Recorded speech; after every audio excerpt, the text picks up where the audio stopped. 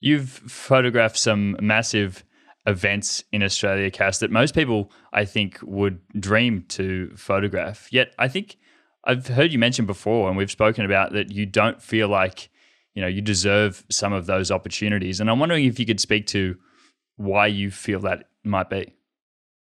Yeah, I think that this year I have gotten a lot of opportunities that I guess I didn't really plan for. They were never on my radar that I would be doing things like shooting the AFL at the MCG and things like that. So I think a lot of the opportunities came up quite quickly, and I just feel like I didn't really have time to prepare for them. And so when I stepped into some of these spaces, I would look around and see, who I was sharing that space with. And I was sharing that space with people who I, had either like followed on socials for a really long time, people that I look up to, and people who are just the like absolute, elite, most amazing people who are just absolutely killing it. And so to kind of be standing there alongside them being like, oh yeah, cool, like I'm here too. It was a very surreal and I don't know, it was a very surreal feeling. And it just sometimes, if I'd be in these places, even though I'd be really excited and I'd be really, overwhelmed in a really good way, I'd also sometimes be really overwhelmed in a negative way, in that I would be like, why am I here? Or, how did I get here? And I think I would say those questions like, how am I here? Why am I here? And sometimes it'd be in a positive way where I'd be like, wow, how am I here? And then other times it would be the other end. It'd be like, why am I here? And why is like someone else not here in this place? And so I think it was my own internal dialogue that was making me feel like I didn't belong in those places. I was always very, very welcomed by whoever I was kind of working alongside. But yeah, it was just this internal thing that kind of got worse over the year. And every time I'd get kind of another opportunity, it would be this like, struggle of like, I'm really excited about this. This is so amazing. How wonderful that people think that I can do this. And then on the other side, I'm just like, oh my God, I'm going to be bad at this. Someone's going to realize that they asked the wrong person, or people are going to look at me getting these opportunities and they're going to be like, well, why is she getting those opportunities? I'm as good. And that's probably true. There are like a million photographers who, would get the kind of opportunities that I have gotten and be amazing at it. And so, yeah, it is a little bit unbelievable to think that in some of these places I've been like picked to do these cool things. So, it's been something that I've had to work on a lot, I think, this year, is trying to switch, that internal monologue from I don't belong here to, maybe I'm just, trying something new and growing in a space. So, yeah, I don't know, it's been a tricky one that I've had to navigate, all year. And like, how long does that spiral go on? I mean, like, I'd love to, we feel like we're not being grateful for an opportunity. Therefore, we're not able to really enjoy it for what it is every time we're put into a new space. And I feel like what you're saying there about that, like self-doubt, not feeling like you're right there, and that's all an internal thing, because as you said, a lot of other people were really happy for you to be there, but internally we don't quite feel like that. And I'm always intrigued by how long that spiral continues as you continue, as you said, to get new and new opportunities. I mean, I think the more that it's happened, the more that I've noticed a pattern of it. So it'll be like in the lead up to an opportunity, it's mostly excitement. There isn't a whole lot of self-doubt going on. It's like, I'm really excited about this. I'm going to, spend a lot of time researching to make sure I feel prepared. I'm going to look at photos of what other people are taking. And, I'm trying to do everything I can to make myself feel like I'm going to be the most prepared that I can in this situation. And then it's, there's a little bit of that feeling while I'm there looking around being like, okay, I'm just going to prove that I belong here. And then it's usually the week or so after is when those like really negative thoughts start coming through. And I think it's because I'm going through the editing process, and at the same time I'm seeing all of these, people that were there photographing as well, putting up their photos. And I'm just like, oh my God, they're so good. And then I'm like looking through my photos being like, oh, I really hope I have some good ones in here. And then instead of just being like, you know, they're where they are because they've had a lot of time to do it, and I'm just learning and I'm growing and I'm, you know, just stepping into this space, and I shouldn't really be comparing myself to them. I don't know. I think it's just kind of natural that you do that. So it's usually the weeks that follow an event that I start to spiral a little bit and get a little bit negative and just start comparing and putting myself down. But yeah, I'm trying to change it. But yeah, it's kind of like this. I can imagine that would be so hard because, like, for me, working in spaces where I'm on my own, like almost all the time. Like, I don't have any other photographers in the, you know, at the events that I'm at who are there who I would compare myself to because I'm there alone. And so I can't then go home and compare my images to anyone else's because I was the only person there at that event. But for you, like, you're going home from events where there's heaps of other people and they've got vastly different experiences to you, and are working for different like clients than you are, I'm sure. And so the images are very varied. And I think this all the time about like not comparing yourself to people who aren't in the position that you're in. Like, people that have had vastly different experience, like you said, but when it's so obvious to you, when it's right there in front of you, it must be hard not to. Yeah. I mean, when you're getting physical evidence of like, you like, especially, so sports photography is kind of interesting because you could be sitting right next to someone and the same play happens in front of you. And, you know, you could both get the same photo, but they've held their camera lower, they've had a different lens, they've, you know, and sports happens so fast that you have like, you know, I don't even know, 1,000th of a second to capture this one thing that might be the peak of action. And yeah, you might look at it and then you're like, oh, mine's blurry, it focused the background. And the person next to you is like, oh my God, I nailed it. This is the best photo ever.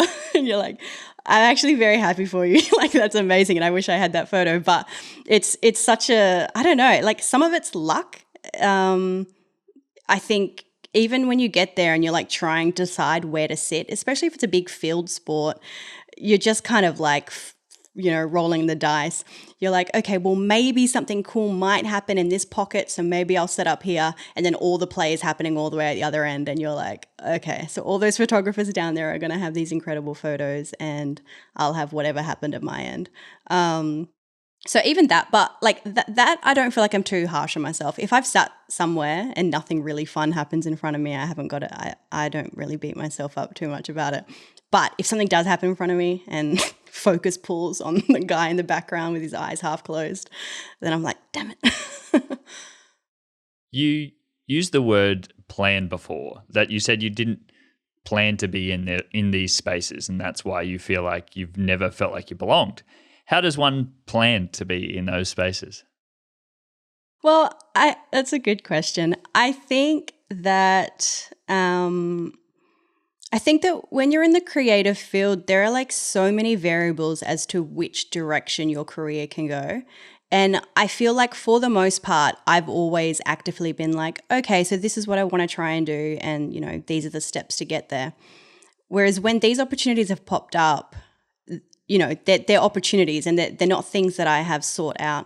And so they'll pop up and I'll just be like, oh, okay, yes. I always say yes to whatever I can. And then I just try and figure it out. But because it wasn't in my 12-step plan that I had planned for 6 months, I think it takes a little while for me to like catch up to what's actually happening.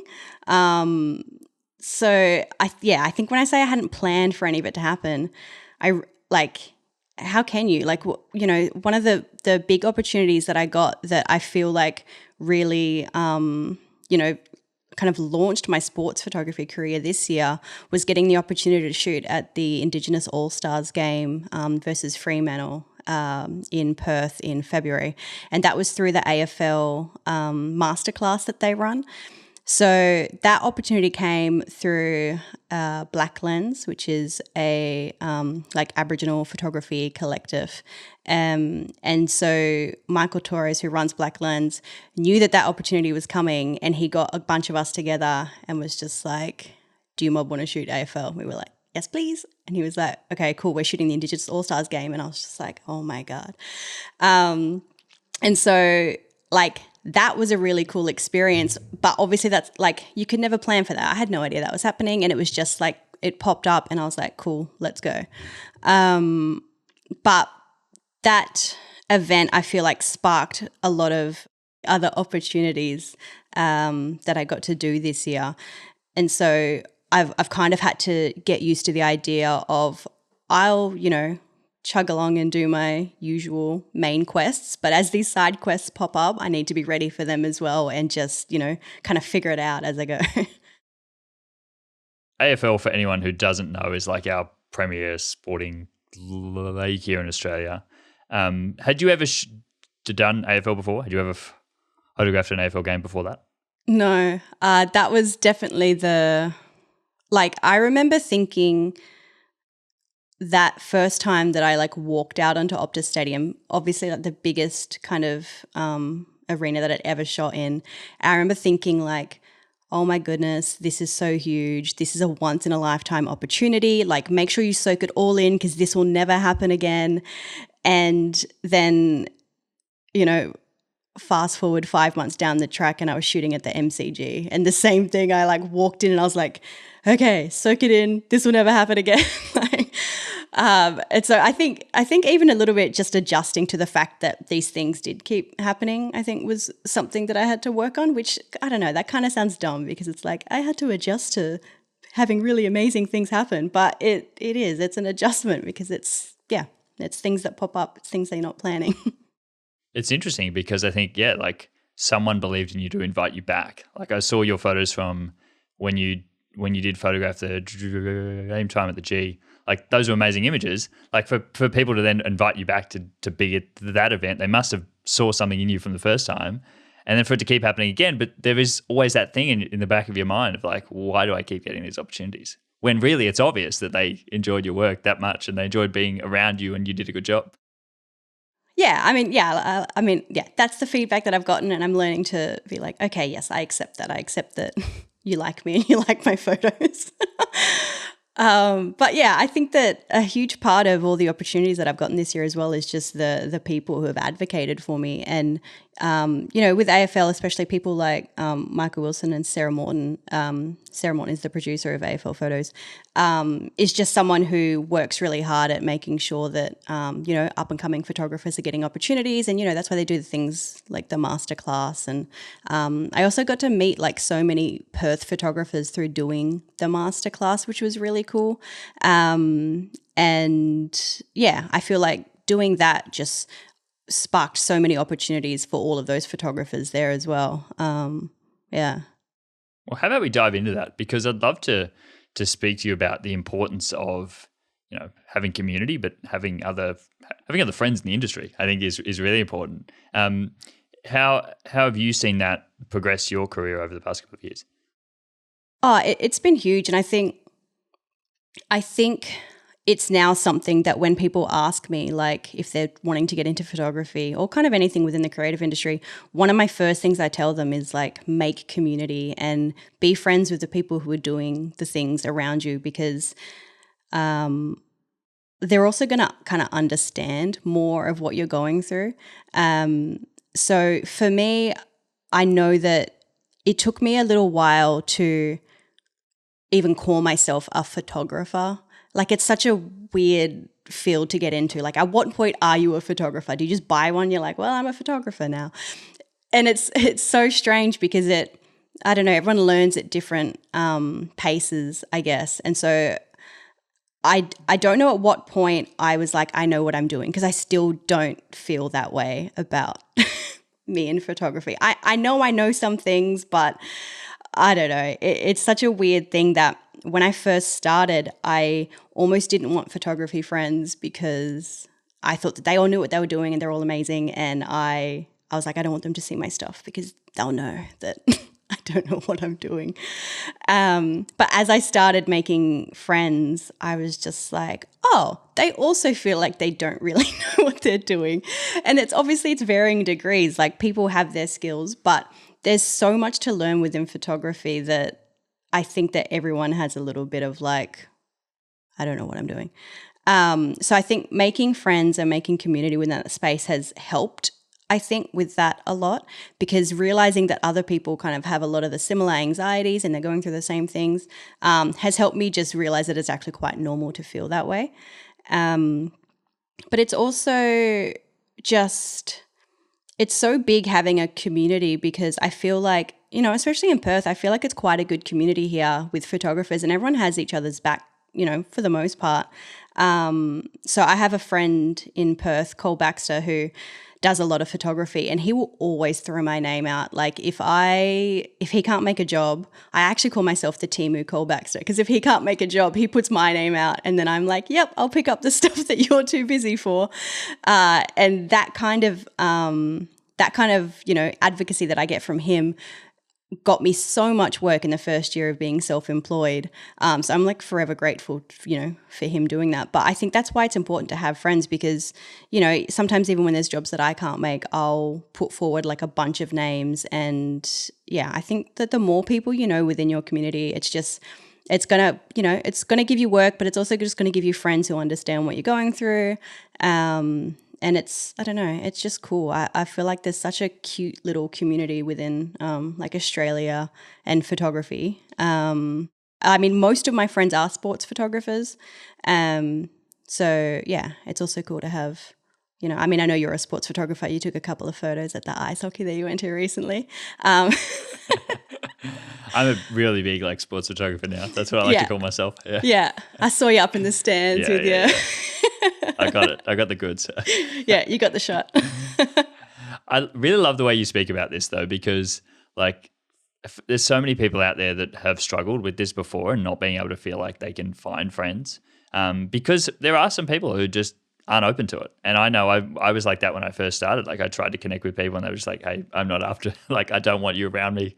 Like I don't want to be, you know, like I don't want to feel like I'm have to help you or you're after something in return or whatever the case may be. And especially in like wedding photography, I feel like there's a lot of like competition of people feeling like you're directly competing for clients. Did you feel like that was the way in sports photography, or is it very like everyone's just happy to help? No, I honestly just feel like everyone's just happy to help. Like I've met a lot of the sports photographers in, you know, in Perth and in Australia who, you know, I would consider just elite. And anytime I have either worked alongside them or asked them a question, they have been so generous with their time. And I feel like the amount that I have learned, even just from like little micro conversations I've been able to have with other sports photographers, has just been amazing. I guess it's probably not the same as wedding photography in that, football stars aren't hiring us to come and shoot their game and you have to fight for the one spot. So yeah, I think there's probably a difference in there, but I think I've been very fortunate in that my experience with other photographers has always been like really positive and really helpful for me. And I often think it's like you said before, it's about like who you know, like those opportunities and how people can refer you on, and how you can like, I can like need a person for a job and be like, well, who am I going to go and, all right, I'm not going to go call a random stranger. I'm going to go to people that I've spoken with and had good connection with before. And if I'm not here, I don't want to put my reputation on the line by like recommending a random. Like I want to have someone who I know I can actually like trust to do a good job for the client. Yeah, exactly. So I think someone like Travis Hayter as well, who you had on your podcast, he's been such a huge advocate, and he's the reason that I got to shoot a bunch of the sports here. So shooting the State of Origin, that was through him as well. So it's actually been really cool to like connect with him and talk with him about sports, because that man just knows everything. But then him also putting me forward to do a bunch of sports as well. Like, but I think it's you know, I met him through literally, I think he was someone that came up on TikTok, and I messaged him once, I think, and then we started following each other, and then he just emailed me one day and was like, hey, do you want to shoot some PGA golf? And I was like, yes, I'll say yes, and then you can give me the information afterwards. I feel like I had the exact same like with him as well. Like I just connected with him online, and then we've just been like talking back and forth ever since. And just a really like open guy. And I just love like how much he's happy to share and help others. And I think it's really opened up that industry a little bit as well. Like a lot of people, it's been like crowded in a lot of like old heads, not really talking about what it's like on the inside. And I'm sure to see people like that is really inspiring. Yeah, he's so open with just information and like all of the stuff he puts online as well. I think that, it's just, I think he's kind of set a benchmark for how you should be sharing your knowledge if you have it. It's so interesting that you bring up me having Travis on the podcast, because 3 days after I had Travis on the podcast, we like ran into each other, and I want you to tell the story because I think it's going to be hilarious how we actually like met each other. Not through Travis at all. Like he didn't connect us, but it would just happen to be so just after I'd already had the conversation with him. Yeah, I would love to tell this story. This is one of my favorite stories to tell. I think for a little bit of context, I already knew who you were. So when I was learning photography, I learned so much through like TikTok and YouTube. And I feel like your face was obviously one of the first faces that popped up when I was learning photography. And I used to look at your content all the time. Like there are so many micro skills that I have that I can credit directly to you. So like flash photography, I learned that from you. But I think it's important to have the context of how familiar I was with your face. So I was in Melbourne for a meeting, and the hockey team that I work with, Perth Thunder, happened to be playing in Melbourne that weekend. So I was like, cool, I'll go to a meeting and I'll go and shoot the hockey game as well. And so I'd also just gotten my Nikon Z9 and I was still learning settings, optimizing it for sports, that kind of thing. So I was in my usual photography spot against the glass and I was like messing around with the camera, taking photos. And then there's my photography spot, and then there's just like this tiny little rope that, separates me from the common man watching the hockey game. And so I'm taking some photos, looking down, and I look over and you're just standing right next to me on the other side of the rope. And I looked at you and my social skills are not great. And I'm pretty much just stared at you for like 3 seconds and then looked back. And then I was like, that's the guy from TikTok. And then I looked at you again and I looked back and I was like, okay, engage with him, but don't say, I know you from TikTok, because, or you're a human man. You're not from TikTok. And so I was like, yeah, just say hi. And instead of that, I just looked at you and looked back and looked at you and looked back. And you were kind of giving me this face. And instead of saying anything kind of cohesive, I was just like, are you from? And then in my head, I was like, don't say TikTok, don't say TikTok. I was like, TikTok? And you kind of just like smiled and nodded at me. And I was like, cool. And then I don't know if I said anything else. I just kind of got my camera and I looked at you and I like pointed and I was like, like pointed at the Nikon, like, look. And you're like, yeah, I saw that you had a camera. Like, you don't have to hold it up and point it at me. You didn't say that. That's exactly how it happened. You were very, very nice, but that's the way that I remember it. And like, we just started talking, like you and was so lovely, and it was your first hockey game, and we just started chatting, and I think I was just like, I just got this new camera, like maybe you can help me. And I was just like, yeah. I always feel like I'm so awkward when I like meet people in person, because I'm like, a lot of people, I feel like a lot of people like recognize me, and then I'm like, I've had this happen, right? Where someone came up to chat to me and they were like, I think I know you. And I was like, okay, cool. Do you know me? I was like, I'm online, maybe you like know me from there. And they were like, no, I think I know you from in person. We used to be friends back in the day. And it turns out we actually were. And I just blank out, because I'm like, majority of the time people come up to me and like, I know you from online. And I'm like, because I don't recognize people from a bar of soap, like people, and I feel like I don't know what to say. Like I try to be, I'm like, do you do photography? But it was obvious with you because you were there like working that you did photography. And I was like, yep, that's me. I feel like I lost all sense of social skills. Like instead of just being like, oh, hey, I was just like, oh my God, I learned so much from you. And then I pointed at my camera. And then I think after like 5 minutes when, you and Em were normal humans interacting like normal human beings, I chilled out a bit and we just actually had a really nice conversation. But yeah, and then I think I told you that I was from Perth and you were like, oh, I just had, do you know Travis? And I was like, yeah, I know Travis. So yeah, yeah, it was just, I don't know, of all the places in Australia that either of us could have been, we were just standing next to each other at this ice hockey game. How random. It's very, very, very cool to meet you like that. Well, I'm so glad you said hi. And I think that, it's a cool story to always tell. I don't know if you do it too, but like when you go to events and you see other photographers, you like stare at them. Like I feel like every time I go to an event, everyone's staring at me. I'm like, do you do photography too? Or you just stare? And I'm like, do I like say hi and like be like, hey, do you know about photography? Yeah, no, I do the same thing. I feel like I did that to you. Like I was just like I just happened to be standing right there, but I was also like, I'm just intrigued at your angles that you're getting here. Yeah. Yeah. No, I do that as well. I because I always want to be like, oh, what gear do you have? Not that I'm not a huge gear person, but I like to just, if I see other photographers, I definitely like to talk to them. And if I go to sports now, I spend most of my time watching the sports photographers do their thing to just be like, oh, what are they doing now? What lens do they have? It's really intriguing stuff. I'm always love to see how other people work and what they choose and what angles they get or when they're not. Like being able to get an image. Like I'm like, that was a really cool like a moment there, but you're aimed off in the other direction. Like why? Like I'm like, well, what's happening up there that you're aiming at? Like it's really cool to get to understand people. You brought up gear. I'd love to know what's a piece of gear that you've been using recently that is like really stepped up your photography?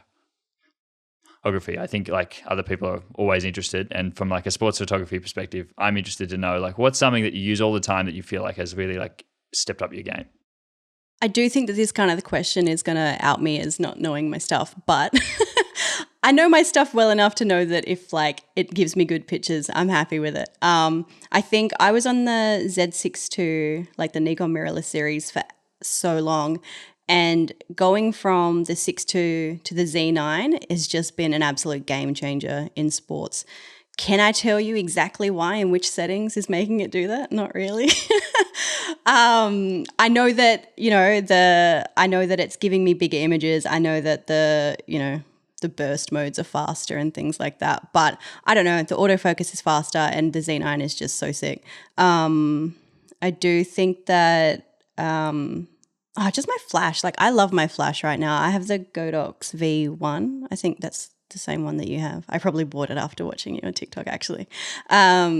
But learning how to use flash photography and even in things like event photography and things like that, or learning how to use the flash properly during the day, I think that has really stepped up my photography. I recently got a cool photo from the Australian Ice Hockey League finals. They were kind of in the change room celebrating and they were drinking out of the cup. So they put all this beer in the cup and then they were like pouring it and they were pouring it into each other's mouth. And so I had like a wide lens and just flashed it. And it just gave such a cool like party aesthetic to it because it was like pretty harsh flash, like harsh shadows. But yeah, I was so happy with that photo, and I think it's mostly because of the flash that made it look so cool. It's interesting to hear that though, because I think a lot of people wouldn't put flash photography and sports photography in the same, like hand in hand. Like I wouldn't think you need to understand flash to do sports, but you use flash like quite a lot. And you also brought up like events as well. Love you to sort of talk about that as well. Like what other stuff are you using your flash for? So I do a bit of music photography as well. So if I ever get an opportunity to do like promotional photos for bands, I will always just, I will just do flash, even if they're like, we want really soft. I'm like, no, we're using flash. It'll look better, I promise. I mean, you can't use flash obviously when you're shooting sports, although actually you can take this out of the podcast if you want, but I just want to tell you this. There's these photos that are coming out now from the photographers in the NHL, and it's not a new thing that they're doing, but they have strobes like up in the stands that are connected to their cameras. And so they're choosing when to do it, and they use it in the NBA as well. And the photos that they're getting are just so like crisp and beautiful. So like right now there are some photos circulating. I actually can't remember the photographer's name, but everyone's like, these photos are AI, or like they thought it was the promotional for the new NHL game because the photos just look so like posed and beautiful and well lit, but it's because they have strobes. So I mean, like, I would never be able to in our rinks in Australia, but man, having strobes when you're shooting sports would be just amazing, especially some of the shots that they're getting with like harsh shadows, like on the ice. They're getting all these really cool creative angles that, we just can't replicate here. But yeah, anything outside of, the actual happening on the field, if I can use a flash, I'll just flash everyone. Yeah, because like flash seems like the thing to do when you're doing sports, like to really like freeze any action. But obviously you can't use it for sports. But No, you can't. like the ones you're talking about with like the NBA, like up at the hoop, like they're like up, like they've got a flash up high. Yeah. Like is really cool. Like it's really cool to see that. Yeah, well, I think there's just because they're so high up and there's so much going on, like the players aren't really affected by them going off and they're not going off the whole time. Whereas if I was on the side of an ice hockey game with my flash on and I was trying to take photos, they would get blinded and I'd be in trouble. It's really like interesting to hear about like using flash. I just love being able to like talk about it because I think it's really cool and especially like other gear as well. Like sports photography is one of those niches in photography where having really good gear will help, like for sure. Like you talked about moving up to the Z9, like using that above the Z6 II. Like there are so many specs in that camera that are just designed for sports photography. Like it's one of those things that you feel like you've got to have everything. How did you feel like when you were first starting, like if you didn't have all the gear, how did that play on your like a mindset? Because I know a lot of people who want to get into sports photography and feel like they don't have everything. How did you get around that when you were first starting? I mean, I think the fact that because I was starting out, I didn't really have the best idea of like what a good photo looked like. So when I was first starting, just the fact that I could point a camera and get photos and freeze the action or whatever was cool enough for me. But I think as I progressed, I definitely felt like I was playing on hard mode a little bit. I knew that my equipment wasn't producing photos that other people could do if they were standing right next to me and just had better equipment. And I mean, even that was my lens. I was using like a third-party lens with the FTZ adapter that, when it zoomed in, it actually creaked a little bit because it was so old and it was from Marketplace. I think I paid like $400 from it. It was doing what it needed to do and I was getting photos, but I got really good at editing because I had to work out how to make them look better in post. And so I think when I was finally able to upgrade to like the Z9 and then also have the 70-200 2.8 like Z lens, I took my first couple of photos and I was just like, oh, this is so much easier. I don't have to spend a week in post anymore. So I think, unfortunately, sports photography is one of those things where like you can get photos on mostly anything, but if you're wanting to operate at, kind of a higher level, you do need to spend so much money to upgrade. And yeah, this is the first year that I've been able to even afford to upgrade kind of my main body and, to a good 70-200. I still don't even have the big lens that I need to get. Every now and then I'll go onto the Nikon site and figure out if, I can sell my hair for $25,000, but I don't think I can. You just like stare at that like 300 mil and be like, I could get that. Like that's, yeah, that'd be beautiful. Yeah. But has there ever been a time where you've been hired to do a job and you feel like you don't have the gear, so you've gone out and sort of bought the gear the day before? Oh, yeah, that happens all the time. I have a real issue with thinking that I can just fix problems with money that I don't have. So I've definitely bought gear that I thought I needed. I have been really lucky this year with like anytime I've shot any of the bigger sports, because I don't have the gear that I need, I kind of just hit Nikon up and was like, hey, I'm shooting this event. I don't have the stuff I need and it's really expensive. Like, can you help me out? And they have been amazing. Like, I think for the All-Stars game, they sent me like a Z9. They sent me the 400 2.8 with a teleconverter. And I think maybe they even sent me a second body as well. And then when I shot Dreamtime at the G, they sent me a suitcase full of gear to just try out. And it was so I wouldn't have been able to shoot those events without that. So I've been very lucky in that, supported by a camera brand who's willing to send you a suitcase of stuff. It's hard though once you've used it to feel like you can never go back. I haven't been able to use that 400 2.8 with the teleconverter again, and I dream about it. I actually used it earlier in the year. Like I hired it because I wanted to just try it out. And I was like, I don't ever think I'd have like a need to use it, but I just wanted Not to in try wedding it. photography. He's No, like but standing at the other end. I was like outside trying to do some like bird stuff, like to take photos of birds and animals. And I was like, what could I even get with this? Like I've got to get so far away from anything to take a photo of. Especially with a teleconverter on, you just get like way into the bird's eye, which, You're like, I don't need this ever. Yeah. Yeah. If we had to go back, Cass, I'd love to understand and try to get in your headspace of like, what would you recommend to someone trying to get into sports photography but doesn't feel like they even have, access to get to these events or get into the sporting games? How do they build portfolio and sort of start in the industry? I think most local clubs are happy for photographers to go down there. I mean, most people probably have someone who plays like, footy on a Wednesday night at 10 p.m. And they're very happy to have photos of them. So for me, I was going down to my local ice hockey league. I used to just go down every Wednesday. I would take my gear and I would just shoot photos. And I think I did that for a year before I even approached Perth Thunder about, shooting sports with them. But also like my brothers play basketball and they play footy. So I'd taken my gear down a couple of times and just shot photos there. And I think that's a really good way to build a portfolio, is like find friends who have sports and just go and, take photos of them. Obviously, like I do think that you need to tell someone that you're taking photos, and not even to have permission. It's just, if you're going down to somewhere local, you got to make sure you're not, just taking photos of kids without someone knowing that's why you're there.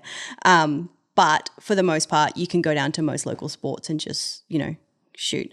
You can also just messaging like sports clubs on Instagram or whatever. Just be like, hey, is it cool if I come take some photos? I'll give them to you afterwards or whatever. Yeah, I think that's a really good way. That's kind of how I built my portfolio when I was starting. Yeah. And you're kind of saying that you don't need to be photographing these like A-class sports in order to build a portfolio. Yeah, no, not at all. I think, obviously there's going to be a bit of a difference, shooting my brother playing in Masters versus shooting the AFL players. There's going to be a difference in, how he marks a ball to how Liam Ryan marks a ball. Shout out to my brother. Hi, Brennan. But you're still going to learn how to shoot sports. You're still going to have to figure out how you track play. You're still going to have to figure out what looks cool. So you definitely don't have to be shooting elite sports to build a portfolio. Yeah. And I dare say there's a few steps in between, there and being able to get to elite sports anyway. So you'll get time to build that portfolio over time. Yeah, definitely. I feel like I feel like it's like sports photography, and to be honest, probably just photography in general, is just one of those things that you can watch like 100 tutorials online, but nothing is going to teach you better than just going out and doing it and being like, well, this didn't work. Why didn't it work? And then maybe that's when you go and watch a tutorial and you're like, okay, maybe I'll try this next time. And it's just kind of, I think just if you have a hunger to learn and you have resources to teach you, then, you can learn. I'm in the process of putting together a YouTube video at the moment about that. Like the feeling like we're just stuck behind a computer, like learning everything, but not ever putting those skills into practice. There's so many people that have all the skills, but have never gone out there to practice it. And so you don't know what you don't know until you've tried it. And so like what you said, like practicing something and then working out what didn't I do right, and then trying to work out how to improve for the next time will make you so much better, because you'll learn like why you did it and what happened went wrong. Yeah, exactly. That's what I feel like happened when I was first trying to learn how to shoot ice hockey. Is like I hadn't shot really a sport before, and I remember looking online and looking on TikTok for resources of like, like specifically what settings am I using? Like what autofocus setting am I using, or like what shutter speed? And so I couldn't find that information. Like I found some videos that had like little pieces of information, but I was like spending so much time looking online trying to find it, when it was actually faster for me to just go down there, shoot a couple of frames at like 1/500 and be like, that's not fast enough. Do it again. 1/700, that's not fast enough. And I feel like that was so much easier than me, spending 3 hours on the internet trying to find exactly what I should be shooting at. So, I think, go out and do it. There is like so much information out there today, but it's very hard to find very specific information. So just trying things and then working it out as you go. Yeah, totally the best way. Yeah, I couldn't find any videos on like which setting should I use at Perth Ice Arena on a Wednesday night. Specifically on a Wednesday night. Yeah. I think ice hockey is a very strange one as well. Probably not for our friends in the States who are tuning into this episode, but in Australia, ice hockey is not huge. How did you get into ice hockey in Australia? It was a path of like, I played roller derby for 10 years, so I was always skating, and then a couple of my friends were playing roller hockey, so I switched to that. And then roller hockey in Perth is a very chill league, and as soon as you get a little bit too turbo, you have to switch to ice hockey because everyone gets annoyed at you trying too hard at roller hockey. So I did that pathway. So I found ice hockey through playing it, and then I think it really is one of those sports in Australia where, like, if you know about it, you know about it. But if you don't, like, I think everyone that I talk to, I'm like, oh yeah, I play ice hockey or I shoot ice hockey, I'd say 90% of the time they're like, oh, I didn't know we had ice hockey in Australia, which is so funny because I feel like when you're in it, like any kind of sport or anything, it's so much of your life that you're like, how do you not know about it? But yeah. So you still play ice hockey? I do play. I haven't had time to play it as much this year because I shoot a lot of sports and music, and that's always on weekends. So I'm pretty sure I paid for my season this year, and I think I made about 4 games, and there has been a very noticeable drop in my skill level and also my fitness level. So yeah, I am playing it, just not well. How many things do we as photographers have to give up in order to do this as a career? I'm always intrigued by that because I, like, especially when I was working like weekends all the time, would not be able to do a sport ever. Even hanging out with friends is hard these days.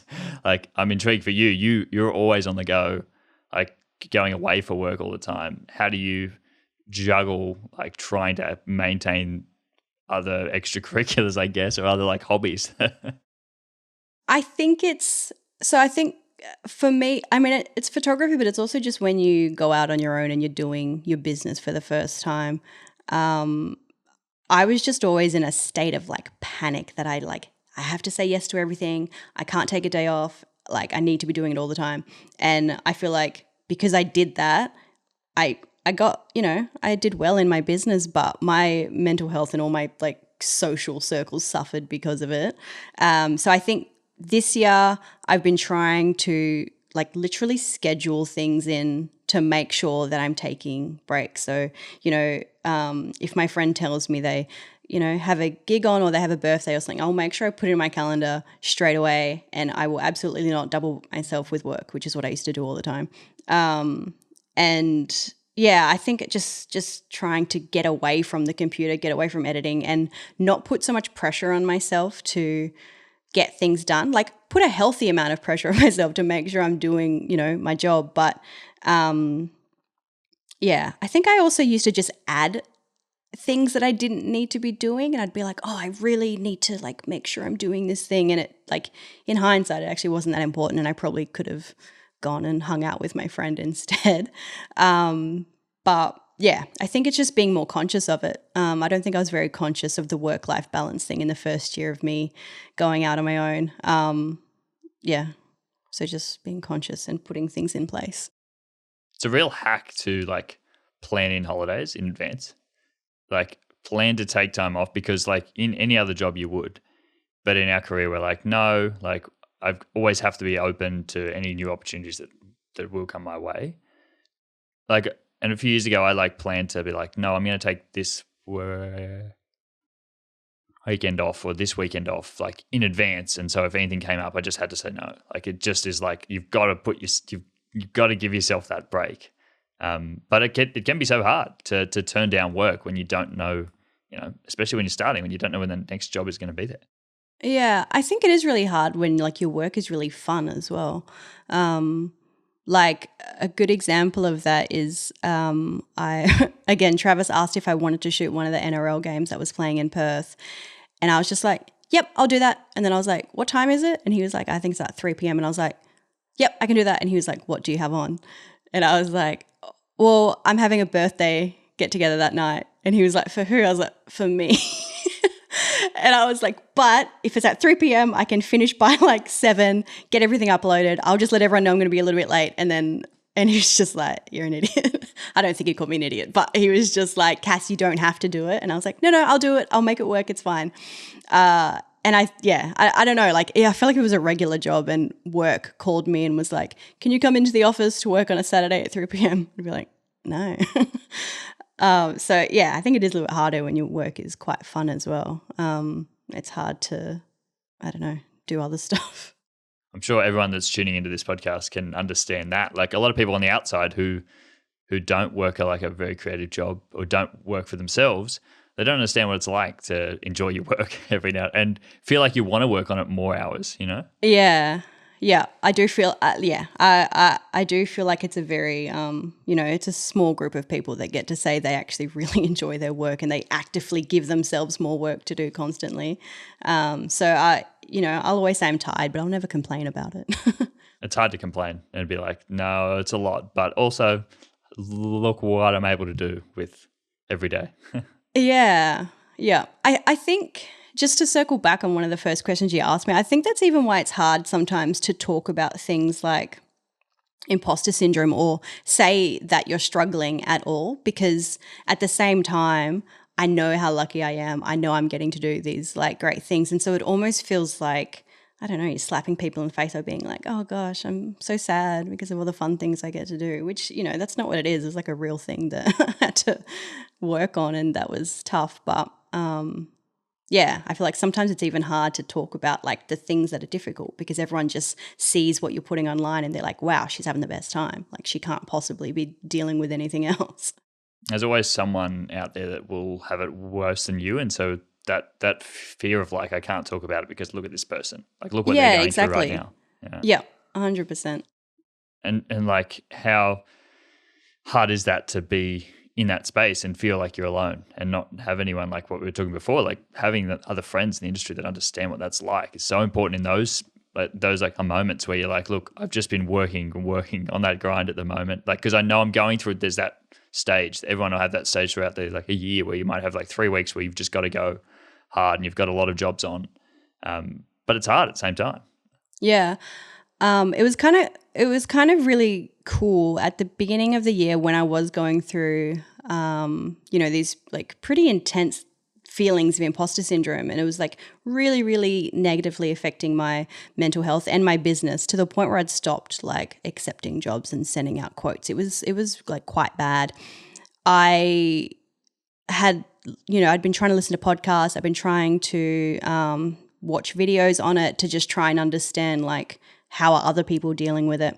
And I ended up just putting a post up on Instagram, just being like, hey friends, how are we dealing with imposter syndrome? Is this something other people deal with, And the responses that I got were incredible. I think nearly all of my friends who have worked in the creative field, and even people who aren't in the creative field, people that are, grinding in their office jobs where they're trying to, they're in high level positions, all of these people had kind of commented on it, or I got so many like really long messages from people being like, hey, I've experienced this too.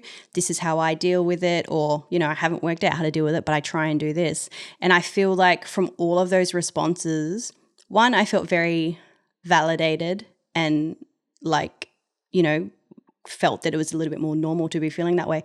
But I also just got this, entire catalog of different ways to deal with it. And I feel like I utilized most of those answers in some way, and it actually really helped me get out of it.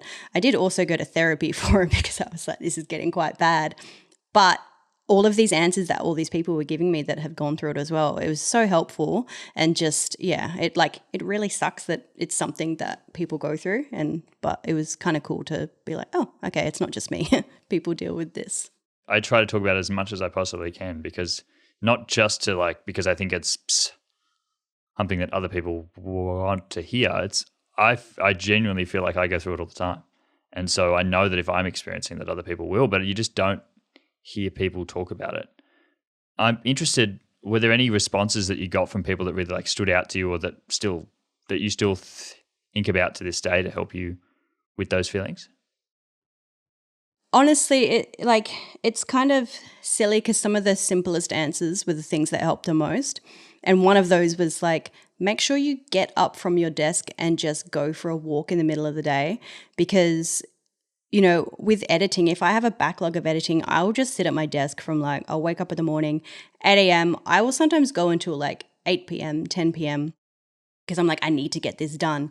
And then when you do that and you're not, you don't have sunlight, you're not talking to people, it just like messes with your brain a little bit. It starts to get weird if I'm like sitting there for a couple of days by myself. So yeah, like making sure I'm leaving the house, making sure I'm going for walks. I think people had recommended some podcasts that I listened to that were quite good. I can't remember them right now, but I can give you the links for them. Yeah, I think a lot of people were just like, just be kinder on yourself. Stop like pressuring yourself to do so much. Give yourself a break. Like, yeah. Which again, some of the simplest answers were the best ones. And that's okay too. Like, I think when you get that, when you get that far into it, you don't remember those easy things. And sometimes it does take other people to just remind you what it's like on the other side of like, everyone goes through this, just easy things like you said, like being outside. Like, I've really struggled with feeling isolated a lot in my job. Like, I've always been an introvert and I've always thought that I enjoy spending time alone. I do, but you can't spend all your time alone. And I think especially with what we do, we go out there and work at these big events where it's on a high, and then you all of a sudden go home for 3 days and just edit alone. And it's the discrepancy between this big high to just having to drop down and not talk to anyone for the next 3 days feels very heavy. I don't know if you experience the same thing, but you talked about it a little bit before. Like when you walk around at an event and you have a camera, like people do look at you. And like for the most part, it's because they're just, they're like, oh, photographer, like that camera's big, or, people kind of make those comments. But I shot a football carnival and netball carnival on the weekend, and I shot like 14 games back to back, and I always shoot with loops in my ears because sports is loud, and like, 14 hours of that is quite a lot. And it was this weird thing of I was like, had my headphones in, so I couldn't really hear anything, and I was just in my own brain the entire day. But I'm also surrounded by like hundreds and hundreds of people right now who are like loud, and there's lots going on. And so by the end of the night, I went home and I just felt so weird. And it was because I'd literally just been talking to myself all day. And I think even by the end of the night, I'd started talking to myself out loud. And I didn't realize it because I had my headphones in. But I realized that I don't remember what I said. I think I was just like, oh, maybe I can just use this camera for celebration photo. And like I was just talking to myself out loud. And I was just like, it's such a weird thing because it's not something that, again, you like know will happen, or that, I don't know. It's just there's such like weird things that you have to experience as a photographer that you just kind of get used to, and you're like, yeah, okay, cool. I'll just be weird for the rest of the night and a couple of days after because I was in this little bubble. I can totally relate to that, Cass. I think as someone who like talks to themselves every day, like I feel like that's what I've done as my career. But that started out of like I had this very loud internal thoughts all the time, and like I'm always like talking to myself. I'll be at events talking to myself out loud, but other people are like, are you talking to me? I'm like, no, just talking to myself, sorry. Like I ask myself things all the time and then answer them like because you just get so used to walking around and like being in the zone of like you're just there with just you. Yeah. I think people sometimes maybe think that I'm like being rude as well, because I feel like if I know that I have to lock in for like 5 hours, I just like, I kind of, I look down and I'll like walk around a venue just like face down. And then, someone will be like, hey, Cass, and I'll hear them. And I like have this focus face on. So I'll look up like this angry little face. I'm like, oh, hey, like nice to see you. But yeah, I think people think that I'm like, no, I'm just trying to lock in. I'm just trying to drown everything out because it's all quite overwhelming. And you don't want to feel like you're like, I'm missing anything either by being interrupted by someone else. Yeah, I think I usually make that joke with people. If someone's talking to me, I'm just like, look, I'll talk to you. But if a goal happens right now and I miss it, like... that's on you. I would love to talk about your past career as well, Cass, because you haven't always been a sports photographer. And I think it's interesting to talk about what you've done previously. You've done a lot of strange things previously, and I feel like I've done a lot of good sort of internet sleuthing on you, which is a little bit weird. But I feel like working out what you've done in the past, because I have never had like an office job before, right? So I've come like straight into this and just this is all I've ever done. So as hard as it is, I don't have anything to compare it to per se. Like I have worked in hospitality before, but that's really its own thing. Like I've never worked in a like office job where I go to the office every day. But you've worked at unis before, worked in, a lot of other career roles. You also, correct me if I'm wrong, you have a Bachelor of Arts. Yeah, my background. So I studied film. That was kind of where I started. I've had some weird jobs. Like I was a tattoo artist for I think about 6 or 7 years. That was one of my first. That was one of my first careers out of high school. I also worked at Civic Video, which is probably showing my age, but that was. How old are you, Cass? Civic Video. Oh, I was like fresh out of primary school, I swear. I was only 3. Yeah. I do think I've taken kind of a strange kind of pathway to get to photography. I definitely did all of the I worked at Coles, I worked at Bunnings, and then I worked as a tattoo artist for about 6 or 7 years, which was really fun. That was like a good creative role. But I think I was quite young in the industry then, and it just like I didn't sit really well within it. And I think it's because I think at that time it was a very like older male dominated industry, and that was quite hard for me as like a 19-year-old girl to work in that kind of space. And then I worked at 2 of the universities here in Perth, and I worked in mostly kind of student support roles, and then I moved into media roles. And then because I'd moved into media roles, I started studying film while I was working at the university. And then that was kind of my last role that I did before I, stepped out and started doing this full time. So a lot of the skills, I feel like I had to learn a lot of different skills working at those universities. So I kind of learned I learned animation, I learned graphic design. I started out in videography and then moved into photography. I don't know. I had a lot of different kind of roles before I landed here, and I was just like, oh, this is really cool. It's always so interesting hearing how people got to where they are right now and how much that what they've done before has influenced what they do now, even if there's no sort of overlap, but there always is. I mean, I think even when I stepped out to do full-time work for myself, I still didn't really know 100% what I was doing. I knew that I had a lot of these different skill sets, and I think I don't know, I've been quite lucky that I've just landed kind of, in this sports photography space and this event space that I work in. But yeah, I still do a lot of like random jobs. I still do a lot of work with universities. So sometimes I'll get a request to just go and do some interviews, and I'll just be like, yeah, cool, I'll do that. I love doing that. Or I'll get a request to do graphic design for them. And so sometimes I spend my time doing like these university graphics. I don't know. I do a lot of different stuff. I just like the variety is really good for me. So I mean, if you have a look at my Instagram, the stuff that you see on there is probably like maybe 5 to 10% of the work that I actually do all week. I just do a lot of random shit during the week. What was that transition like, going from like university, working every day? I'm assuming you work like a normal 9 to 5. You very like stable income to then transitioning to starting your own business. How was that for you? Was it a hard break? Was there some overlap there? And then also, how was the stress on you, like going between such vastly different careers?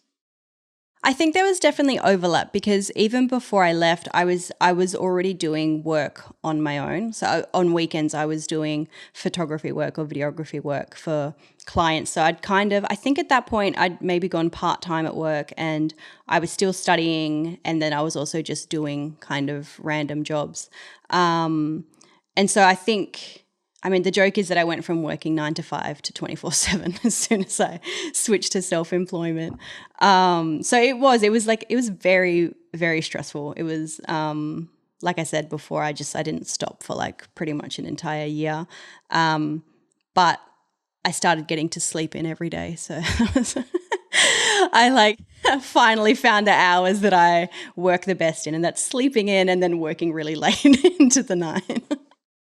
It's like crazy when you find those hours that work for you and you find something that works, but then again, you just end up always working. So how did you turn down the like income of a job, like a stable job? I feel like I hear that from a lot of different people of like, I can't quit my job to go and do this because I need the income, or, it's just too good how I have it at the moment. Like, I don't want to go 3 steps backwards. How did you feel about that when you were starting? I think it felt like obviously it was very important. But I think that when I was in like a regular Monday to Friday 9 to 5 job, I always felt like I wasn't doing what I was meant to be doing. And something that always went through my head was, man, I feel like I have a lot of skills. Like if I could figure out how to market these skills, I feel like I could be full time. And like that would always go through my head, but then I'd be like, yeah, but I don't know how to do that, so that'll never happen. So I think even though, the money side of it was hard, I've honestly never really been driven by money. I've just been driven by what's fun, what can I get good at. So I think a lot of my jobs, like even when I was a tattoo artist, I wasn't making very much money, but it was fun. So I was like, it's fine. I'll, make $200 a week and make that work. And I think even when I was, working at universities, like the idea of like moving up wasn't that exciting for me. Even if I looked at the paycheck, I was like, that's cool, but I don't know. It just wasn't very fun for me. So I think, yeah, once I moved into the space where I was like, oh, I'm making my own hours, I'm making my own money. Is it as much money as I was making? Probably not. But am I having more fun? And do I feel like I'm doing something that is like true to myself and exciting and, getting the most out of me? Like absolutely, yes. I feel like whenever I worked full-time jobs, I'd be good at it for a little while, and then I would just like, I'd kind of fade and kind of get a little bit bad at it. And then I'd feel bad about myself because I'm like, why am I bad at this now? And it's just because I wasn't really invested that much. Because, what I'm doing right now is always what I wanted to be doing. I always wanted to be doing creative stuff and fun stuff and getting to sleep in. That's like the perfect answer there, Cass. Like that's what I try to tell people all the time. Like you have to, like if you don't feel like, if you're struggling to feel like you can't turn down the work that you have at the moment or the income, then it's probably not for you. Right? Like you need to know it deep within you that that's what you're doing right now is not right for you. And I've always said, like, if you're going after the money, it's probably not for you. If you're someone that stresses about that type of stuff, you're not going to survive long. Like, you can't be in it for that when you're first starting. And so that's really cool to hear that you've been able to find something that really does work for you and what you want to do and brings all your skills together. Yeah. Having said that, I still do a bunch of free work. I don't as much anymore, but if something is fun and, it's something that I can fit into my schedule, I will absolutely still do stuff for free because it's just like, it's never ever about the money, which to be honest probably makes me quite a bad businesswoman. But not driven by money. I think you're right. I think that if you're in it for the money, then you're probably going to have a lot of money to start with because when you first start doing photography, you're not making bank straight away. No. And it's definitely a joy to be able to give back a skill to other people. Like I'm happy to work for free for other people, other friends that I know. Like why would I do all this work just to be like charging my friends? Like I'm happy to do free work for friends, and I tell people that all the time. Like why not? Like if you're earning your whole income off all your friends, then you don't have a very sustainable business, right? So like I can afford to do that because that's a good thing to do. Just like my friends will do things for me that they have skills in. Like that's really cool to be able to give that back and offer those things to other people. And if you're afraid to do that, well, I don't know. I don't know what that's like because I'm not that type of person. Yeah, I do have an ongoing joke with my friends that, like, if we're at a party or something and they're like, "Oh, Cass, can you like take a photo of me?" I'm like, "I'm off the clock, buddy. Like, take your own photo." Almost like it. Is it an iPhone? I don't know how to use that. Sorry. Yeah. Yeah, can't work. Yeah. Can't work with iPhone. I thought it was interesting what you said earlier about being a tattoo artist and moving away from the space because there are a lot of like older like men around you. I feel like from the outside you've walked into a space that would also have that. Could you share a bit of insight into what it's like being a sports photographer then, if that was if that was a hard thing for you? I mean, it's very different now because it's like I'm a lot older now. I'm a lot more like sure of myself to some degree. But I do think that even though sports photography is a very male-dominated space, I still know like so many like just incredible female sports photographers. So even though I think a lot of the people at the top are male, I still think that there are so many, like there's enough representation of female photographers who I just think are incredible to not make it too much of, an issue. But also a lot of the older photographers, and when I say older, I just mean have been doing it longer, the more experienced photographers, again, I've been very fortunate in that most of them, if not all of them, have just been so lovely, and it doesn't really, it doesn't feel like a space where I can't step into and feel comfortable for the most part. Yeah, because I feel like from the outside, it's easy to see like sports photography, and you kind of see big sporting events, and you always look around at the photographers, and you see it as very much an old man thing. Like they've all been there for years. Like a lot of sports photographers just hold their place because they get like access to these things, and they'll forever continue to work there. Whether they're working for like a newspaper in the type of like media, they've had that access forever, and they're not going to hand it up to anyone else. So I can imagine being in that space, like as much as there are other people like you in there, you wouldn't be at every event. You'd be very like outnumbered. So, oh yeah, definitely. I do think that it's something that isn't always I'm talking about how wonderful it is and how lovely. It's not always like that. There have been instances where people have questioned my being there because I'm female. And I think even in like some of the spaces where I'm shooting, people see a female shooting a male sport or, in media in a male sport, and their first thought isn't always, oh yeah, she's there to take photos because she loves photography and she loves sports. People are just like, well, why is this girl hanging out? There's like sometimes there's been kinds of things like feelings of that. And so there are some spaces where I feel like I've had to like over, explain my place there, or I've had to, really prove that I'm there because I love photography and that I'm really passionate about it and all this stuff, which, it seems silly, and it's something that a male walking into the space doesn't have to do.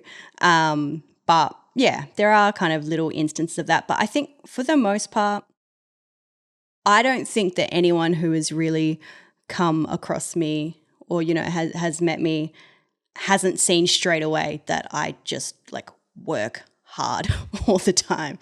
And so I think that comes across, and I don't know, maybe I am overcompensating a little bit. I just want to be like, I swear I work hard, I belong here, this is why I'm here. I think maybe I do a little bit of that subconsciously.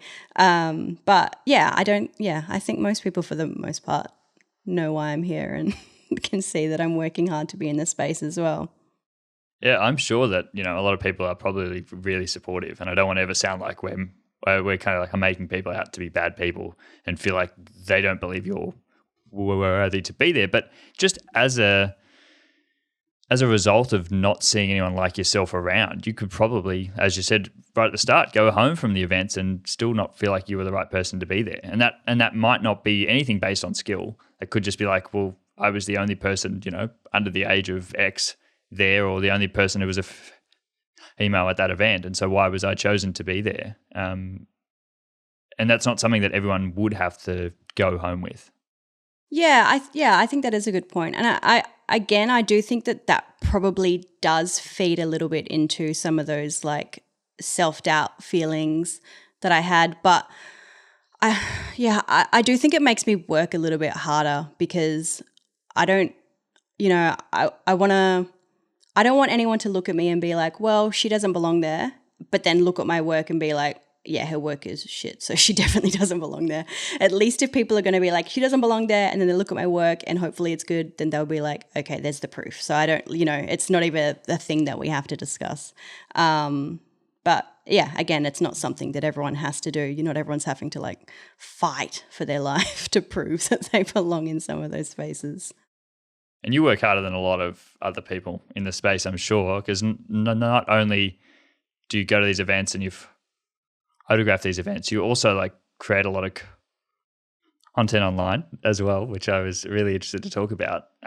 Like you're always uploading stuff, a lot of behind the scenes stuff, but also like a lot of like just relatable content for photographers as well, other people trying to get into the space. I think it's really cool. How did that start for you?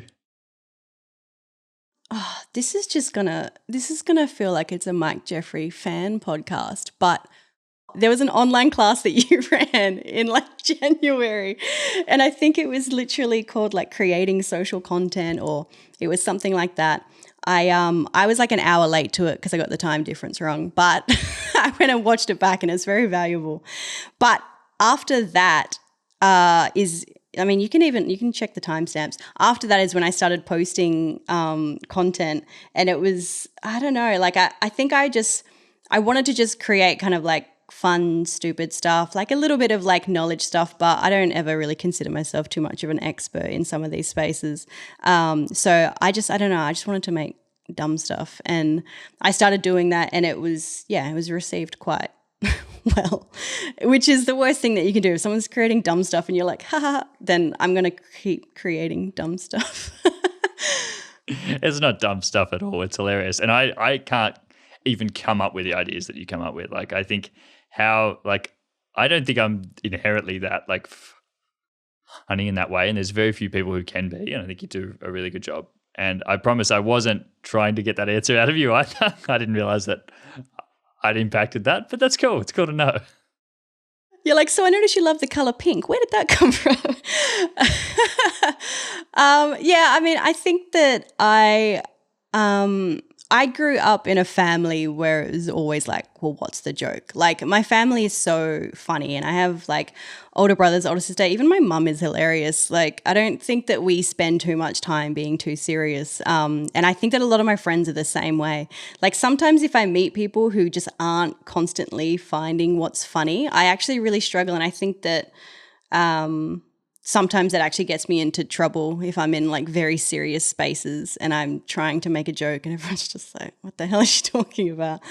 But yeah, I think that maybe a lot of my humor just comes from the fact that I'm surrounded by like the most hilarious people all the time. So I think even when I'm creating that content, I'm just like, well, will my mum laugh at this? And I'm like, are my friends going to laugh at this? And usually it's my mum filming behind and she's laughing while I'm doing it. So I get confirmation that she will laugh at it. It's just very like organic content that comes across really well. Like you can tell that it's just, you really enjoy it. And so I think that will always sort of shine through in content when you feel like you would actually like laugh at your own stuff. Yeah. I feel a bit stupid sometimes when I'm editing it and I'm laughing at my own jokes. And I'm like, maybe when I post this, me and my mum are going to be the only ones that actually think it's funny. But sure, there's a lot of people you've helped with that stuff, and that have like felt like they've been able to gain insight into you as well. Like how, like we talked about, like as photographers, we don't often see what it's like, and you're very open with what it's like to be a photographer, and that can really help other people to feel like they could also enter the space as well. Yeah, I think that I think that's why I started doing it as well, because I consume so much content, and it's usually I don't know, like, when I started trying to do photography and I was looking at your stuff, or when I'm trying to learn how to navigate a space, I look for content from what other people have made who have experienced it, and that really, really helps me. So I think that when I first started making it, it did come from a space where I was like, well, I wasn't able to find this when I was looking for it. Maybe if I make it now, it'll help someone if they're looking for it, or whatever, which, is some of the content I make. Some of the content is just stupid and it's not meant to help anyone. Have you been in that position yet where people like start bringing up pieces of content that you've created when you're around them? Yeah, I think because hockey is a very small sport. I don't know if it was when I was in Melbourne the time that I met you. It was one of the times. I think over the weekend I had 3 different people say like, do you do stuff on TikTok for hockey? And I was just like, yeah. And then they didn't say whether they liked it or not. I was just like, yeah. They were like, oh yeah, I recognize you. And I'm just like, uh-oh.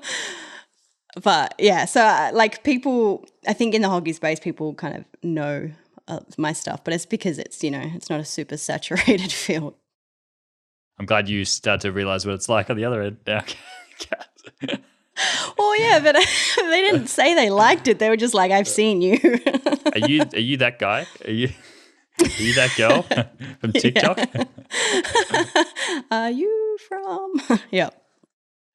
And I think like that's like so important to give other people the option to see people like yourself out there like photographing big sports events, and to feel like they could also walk in that space and be okay. Like they're not going to be the only one.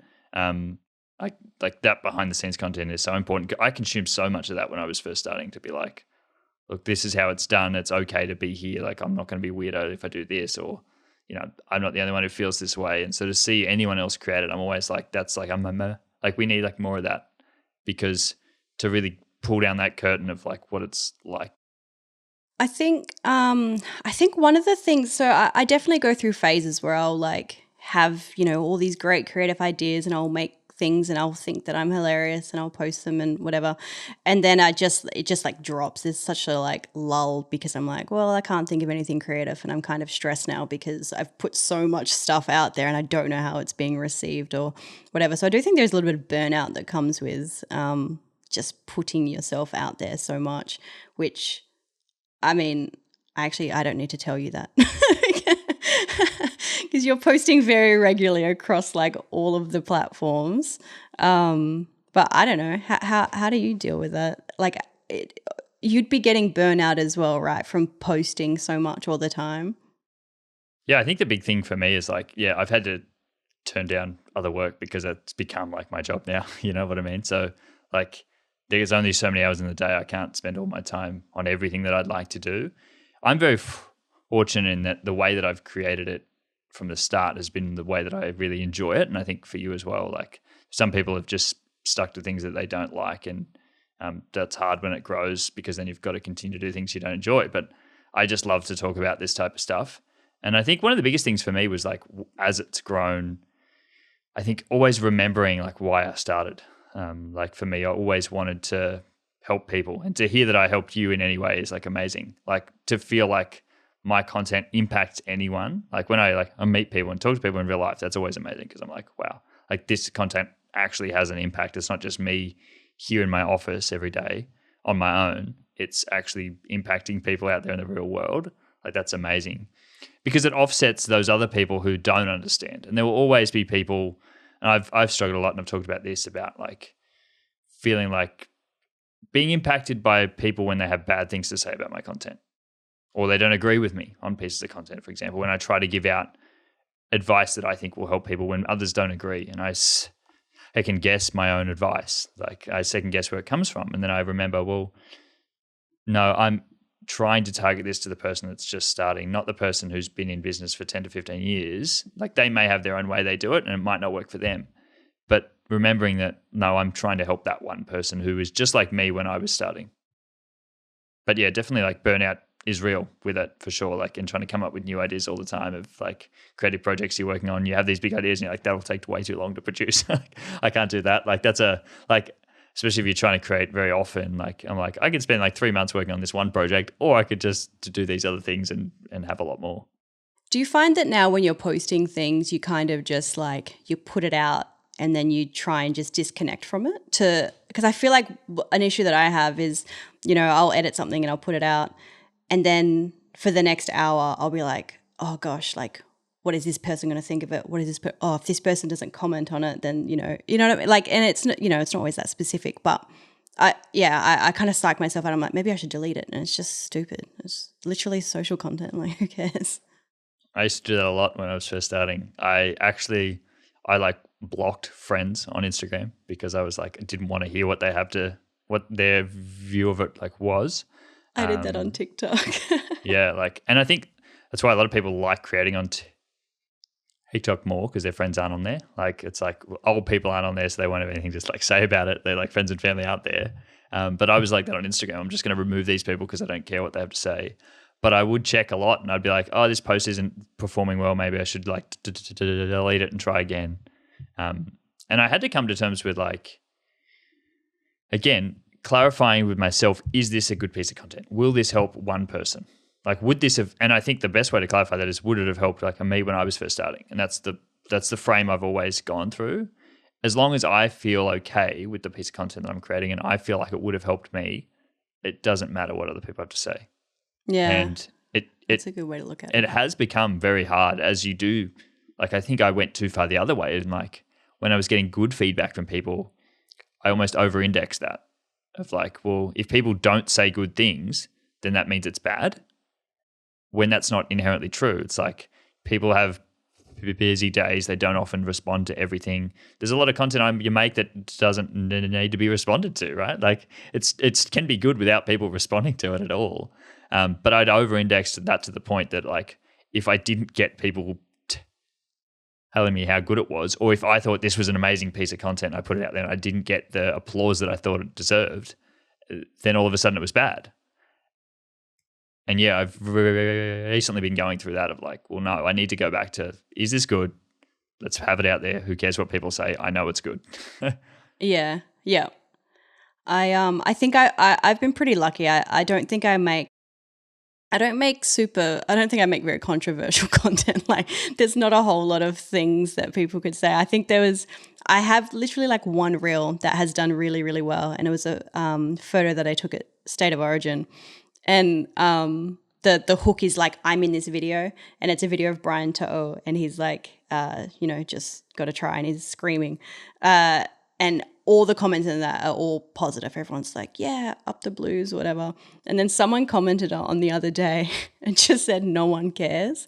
And I was just like, man, if you had have commented that on one of my reels that got 400 views or like 20 views, that actually might have hurt. Like, I might have been like, oh, no one does care. But I was like, man, that reel, that's my best reel. Like, that's the wrong one to try and get me. It's the whole like double-edged sword of like, when you're first starting, legitimately not very few people care. Like, and that's just the truth. But also that should be like very freeing in that no one's actually going to see this content. Like, 300 people are going to see it.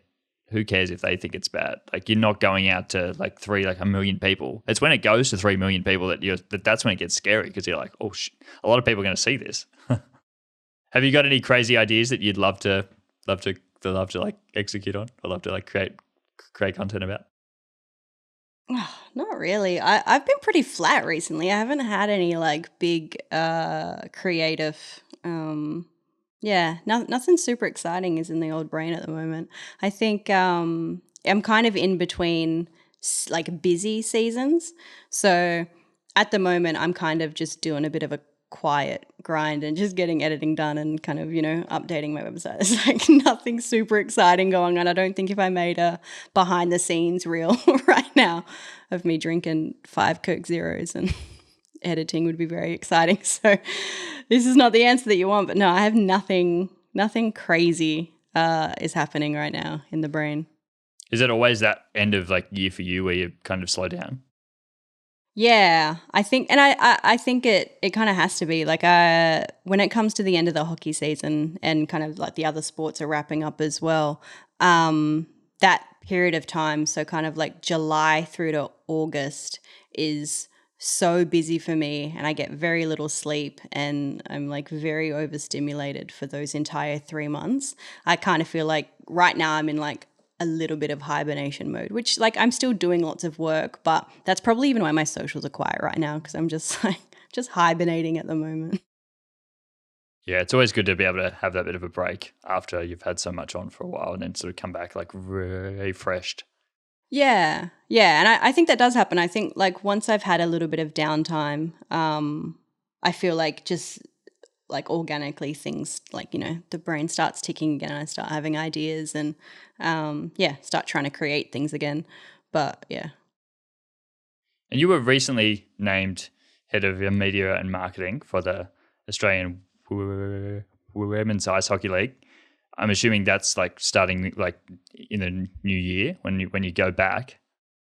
So the season actually starts in November. So it runs November through to February. So yeah, like that is a little bit of the work that I'm doing at the moment, which is just kind of getting assets ready for the season. So I'll be kind of overseeing the media, overseeing the photography a little bit, but then running the social media for the Australian Women's Ice Hockey League as well. So, I mean, my work in that space is mostly just to, I guess, give a little bit more visibility to the league. Because like we spoke about before, people don't know that ice hockey exists really. And it's hard because, I mean, I've worked in hockey media for the last like 4 years. So I do the socials for both the Perth Inferno and Perth Thunder, which are the Perth teams. And I feel like I have tried so many different things to, push content out there to, get visibility, get people coming to games. And it's actually like it's so hard. And I don't know what else I need to be doing other than just, going up to the street and shaking people and telling them to come to a game.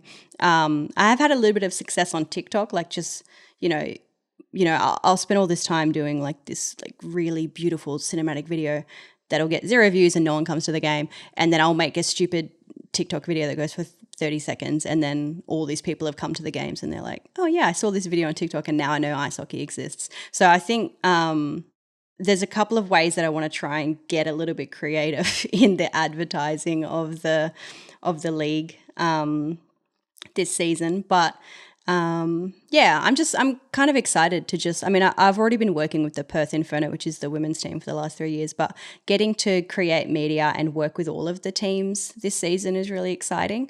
Especially because it's like ice hockey is just such a cool sport. Like it really shouldn't be a hard sell, like if people want to come down and watch like, people skating really fast and knocking each other over and scoring goals. Like, shit is fun. It's a very action-packed sport, but I'll be the first to admit I didn't even realize we had ice hockey in Australia, but like, which is like crazy because like, obviously we do, but like there'd be a lot of people in North America here who would just, ice hockey is a huge thing. Like, and so to think that it's not a sport that we hear much about is a bit strange. But I'm sure there's an audience that you could definitely grab a hold of if they realized it was a thing. Yeah, well, again, a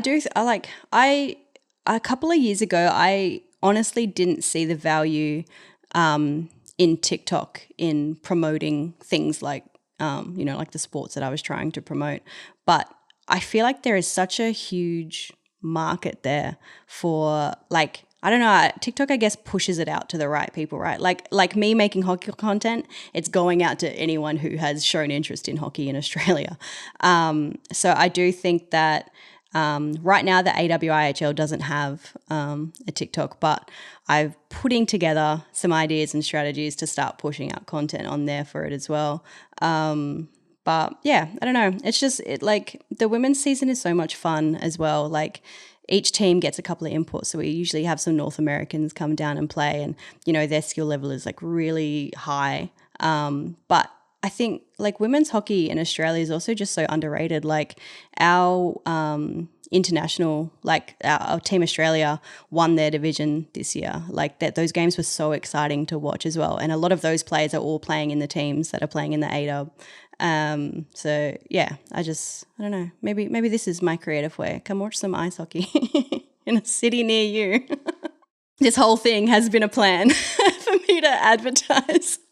Advertisement for ice hockey. Yeah, I actually knew you were going to be at that hockey game. You knew all along. I was influenced to be there. Yeah, I'm playing the long game. Another thing that you're working on as well is starting your own podcast. And I wanted to talk about that. I know it's in the works. It's not out just yet.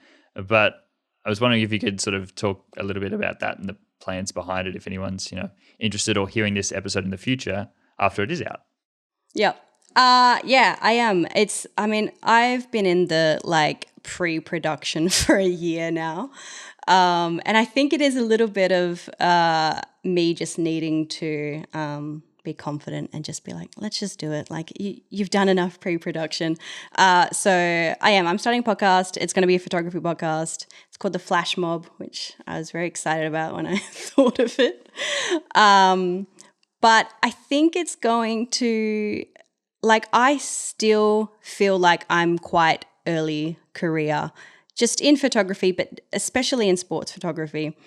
And I think I wanted to create a podcast, or I want to create a space where I could have just exactly these conversations, but conversations with people who are, at a much higher level than I am, because kind of like I said before, the value that I get when I talk to the people who've been doing it for so long, even if it's just a really short conversation, has just been monumental in me growing as a photographer and just, understanding things understanding things like workflow. So, there's people like Travis and there's some other photographers that, have said yes to coming on the podcast, which is really exciting.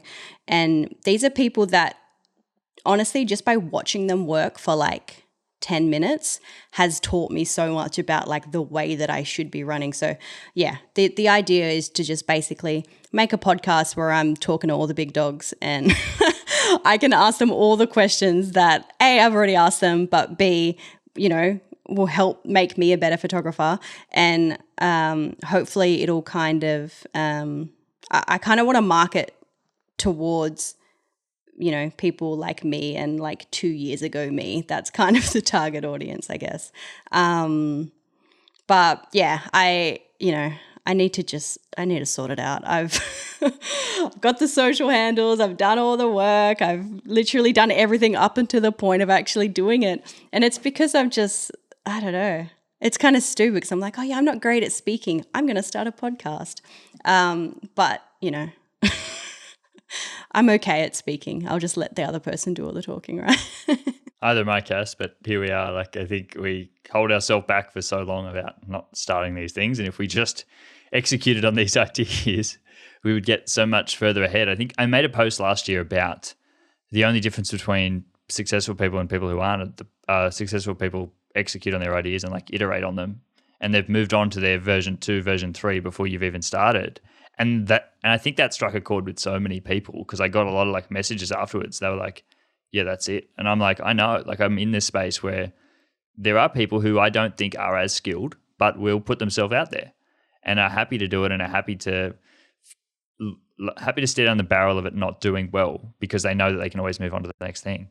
But so many people stress about it being perfect before they start. And I think it holds a lot of really good people back, Cass, and I'd be very excited to hear this podcast. And I'm sure everyone else would be as well, because a podcast is a great space to do a bit of, internet sleuthing on people and ask them some cool questions that you wouldn't normally ask. And they're always happy to have a conversation. And just like you here, I don't have any experience in sports photography. So if I'm asking you these questions, this is amazing access that I wouldn't normally get. Even though I know a heap about the career that I have. I don't know what you do. So it's really cool to, have these conversations and then be able to air them for other people to hear.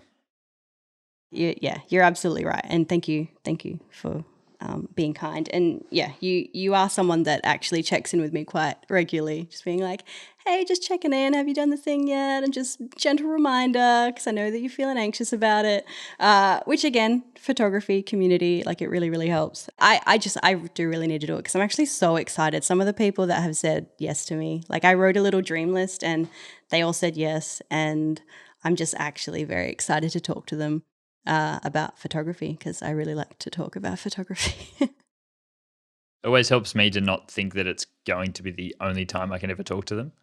Because I think you get yourself wrapped up in like, I've got to make this perfect. It's going to be the only time they're going to agree to it. And if I do a bad job, they're never going to come back again. I'm always like, well, I could talk to you again. I'm sure you'd happily come back on this podcast again if I asked you. Like, if I've got more things I want to talk about, you know what I mean? So don't get too in your own head about it.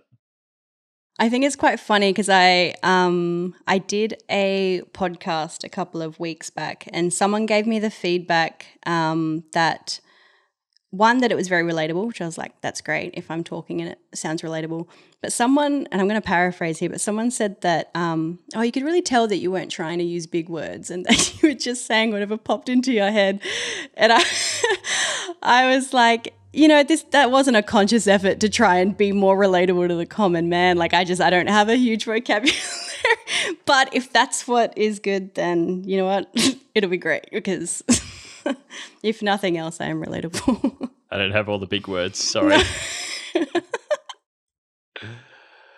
Well, in your own words, Cass, if you were to, look back on your career now, you've been working as a photographer for what, like 2.5 years now, which is pretty crazy to think you're still here. I know a lot of photographers that start who haven't got that far into their career, so that's a big achievement.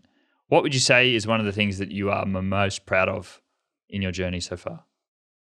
I think probably, the biggest thing that I feel proud of is just that I didn't quit. Because, especially in that first year, there was so many times where, I wasn't making a lot of money and I was so stressed out all the time. And I think it would have been really easy to just go back and be like, actually, you know what? I'm just going to get a full-time job because this is too hard. And so I think the fact that I really stuck it out through some hard times, and now that, I am where I am, I'm so, so grateful to past Cass for, dealing with that. And I also, I don't know, I'm very proud of getting to where I am without necessarily having a lot. Like I said, I was on hard mode for so long. I never had money for the best gear. I didn't have money to upgrade everything. I've toughed it out. I've upgraded one thing every couple of months and then, had to kind of get my way to here through doing that. And so, I'm pretty proud of that. I think it just proves that you don't need to have everything straight away.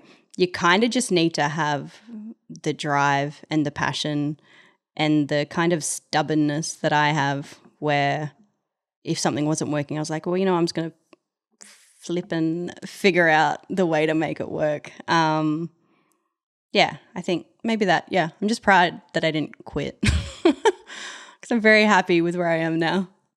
That is definitely something to be really proud of. And I think you've worked really hard to get where you are, and you're an inspiration for a heap of people. So I think that you shouldn't understate that. I know it's hard to see that of yourself, and I know I feel that as well. So I should probably heed my own advice there. But you you are for sure an inspiration for a lot of people, and you've done really well. And you should definitely be proud to still be here because a lot of people aren't. So Thanks, that's Mo. huge. It's very nice. Thank you.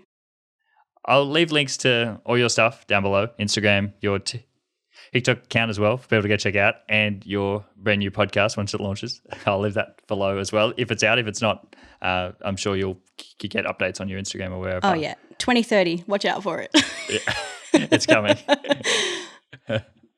Is there anything else you'd like to leave the audience with before we close out here today, Cass? Just thanks so much for having me on. My brain sometimes doesn't work very well, and I feel like sometimes I rambled a lot, so you're going to have fun in post-production. But thank you, genuinely. I think that I think for people listening, I think that they need to know like how much work you do behind the scenes as well and how supportive you are genuinely. Like you're someone that checks in with me all the time and you're such a huge advocate for the people around you. I hope people realize that about you. That's it. Thanks, Cass. Big Mike Jeffrey fan. Thank you. If anyone got to the end of this episode and you're watching on YouTube, go leave a comment down below to let us know how well she did in this episode and how much you're looking forward to her podcast. And how big my vocabulary is. Thank you so much. And that's the end of today's episode. If you're watching on YouTube, there'll be another episode linked up here or down below the like button. And while you're down there, why don't you leave me a comment to let me know that you were here? And I'd love to hear what you took away from this episode.